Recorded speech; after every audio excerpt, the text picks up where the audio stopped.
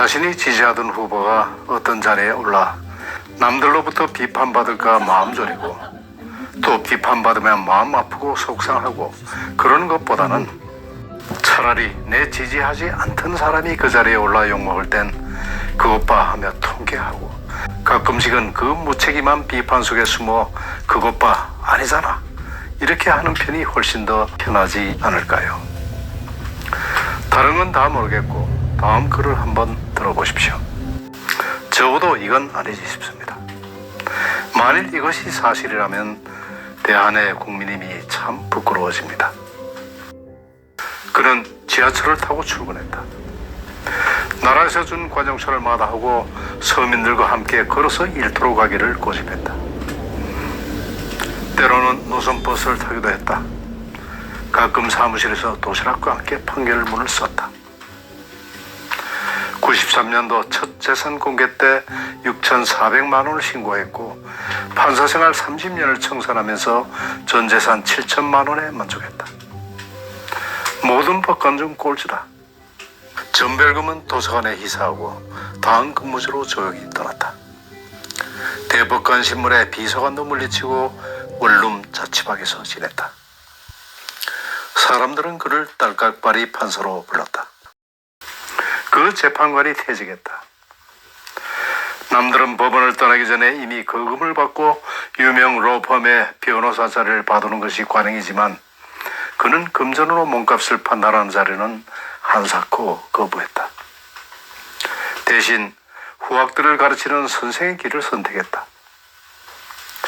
그것도 화려한 스포트라이트를 받는 서울의 명문대학이 아닌 지방대학에 조용히 둥지를 틀었다. 많지 않은 교수 봉급으로 안빈 낙도하며 다음 세대들에게 법과 정의를 설파하기에 여념이 없다.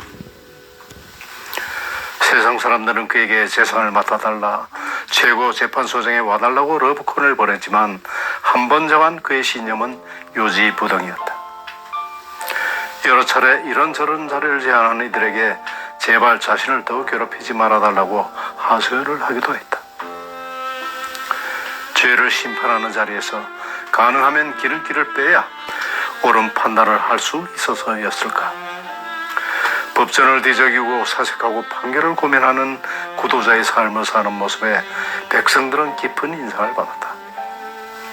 황금에 물든 요즘 세상에 보기 드문 선비를 보는 것 같아 머리가 다 신선해진다. 조무제 전 대법관의 스토리다. 또 다른 재판관이 있었다. 가능하면 공익보다는 자신이 편하고 이익이 되는 편에 서서 이 자리를 즐기고 했던 흔적 때문에 지금 밤잠을 설치고 있다. 고위공직자가 앞장서야 할 승용차 홀짝제가 불편하다고 자동차를 2대 배정받아 편하게 타고 다녔다. 법인카드로 주말집 근처에서 근한 반주와 식사를 즐겼다. 학위 논문은 적당히 베껴 쓰고 직원들은 하인 부리듯 험하게 당한다. 해외 출장 갈 때는 반드시 부인을 데리고 나가고 업무가 끝나면 며칠씩 더 즐기고 왔다. 말썽이 나자 그는 관리들의 횡령했을 뿐 위법한 행동을 하지 않았다고 해명하고 있다. 아들의 재산 증여도 각종 수당을 더 타내려고 꼼수를 부린 것도 투명하지 못한 그동안의 처신도 다 관리들을 했다는 것인지 아리송하다.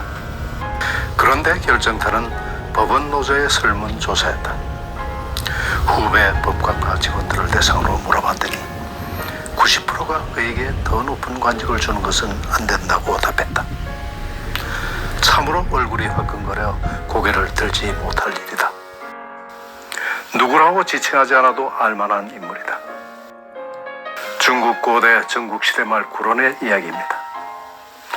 초나라 왕족의 후예였던 그는 뛰어난 학식으로 희왕의 신임을 받아 26세에 나라의 정사를 주관하는 좌도에 오릅니다.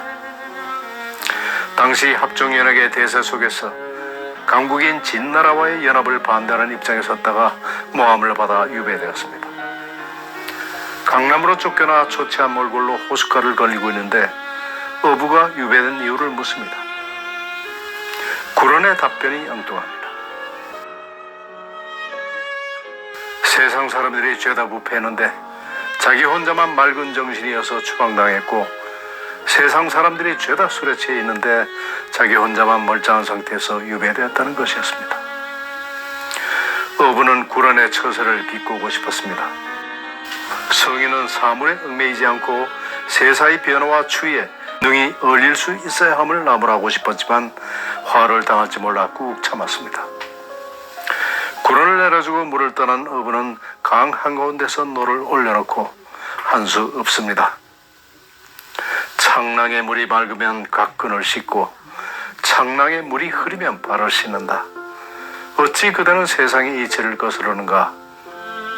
어부는 구런의 시야에서 점차 멀어져 갔습니다. 사람들의 버림을 받은 구런은 동정호 남쪽을 방황하다가 기원전 295년 5월 5일 명나수에 돌을 안고 투신자살했습니다.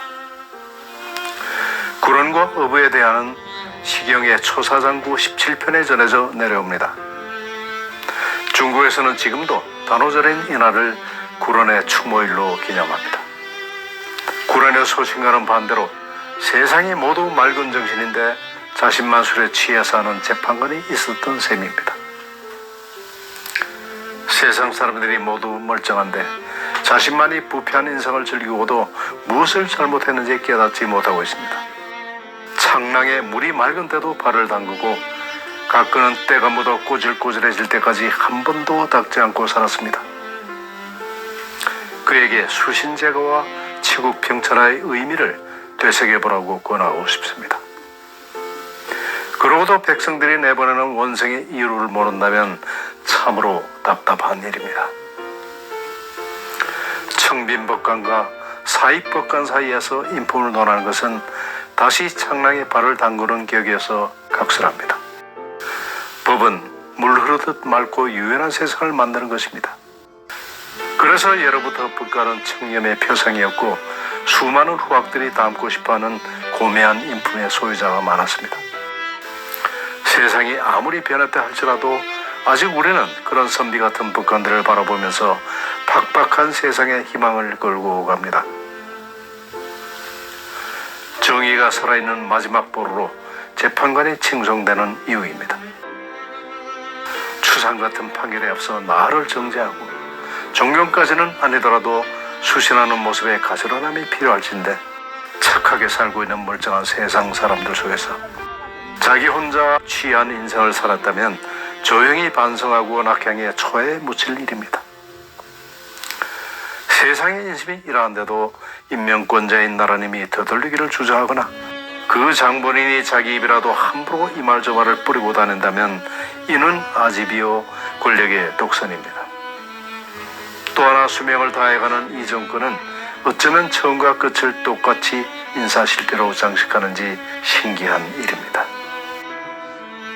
김경환 컨슈머 타임스 발행인의 글이었습니다. 2013년도 1월 20일자니까 지금으로부터 9년 전 이야기입니다. 무슨 이야기인지는 여러분들께서도 다 기억하실 겁니다. 오늘 제가 이 글을 다시 옮기는 이유가 있습니다. 작금의 여러 가지 정치적인 상황이나 민심의 향배들이 그때와 다르지 않다는 생각을 하게 되고 이런 시점에서 우리는 이 글에 나온 여러 가지 고사들과 이야기들을 참고할 필요가 있겠다는 생각이었습니다. 나라에 정말로 지도자다운 지도자, 그런 사람들이 대통령이 되겠다고 하는 그런 세상을 꿈꿉니다. 권대욱TV였습니다. 오늘도 행복한 하루 되십시오. 감사합니다.